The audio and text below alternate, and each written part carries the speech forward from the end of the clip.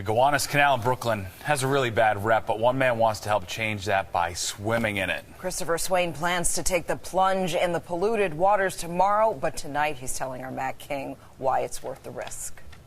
If you've ever been to the beach at the end of the day and there's some kid, like they're screaming at him to get out, you know, it's time to go. I was that kid. On Wednesday, now 47 years old, that kid will need no extra motivation to get out of the water. This is only 1.8 miles long, but it's probably the most polluted 1.8 miles you could find anywhere in the country. Christopher Swain plans to swim through this slop, through the carcinogens, the radioactive materials, and the arsenic detected in a popular science investigation, through the oil and gas slicks, the bacteria and the viruses, and through a whole lot of sewage. Because poop's in the water, basically. To save his body from whatever punishment this brown-green oozing excuse for water might deal it, Chris purchased a dry suit. I'll swim like my grandmother, head up, breaststroke. But Chris's grandmother never swam through a trough of sewage like the Gowanus. So Chris also plans to don a cap, goggles, earplugs, and some sort of impenetrable lube to keep out the microscopic monsters lurking in the festering shallows through which he swims. I could end up with diarrhea or dysentery or something. No one knows how sick the Gowanus might make the man who swallowed a sip of its smoldering slime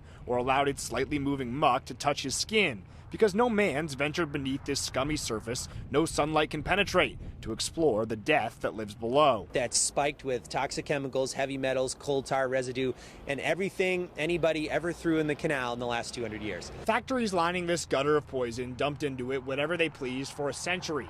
The Environmental Protection Agency's now committed $500 million to clean it up.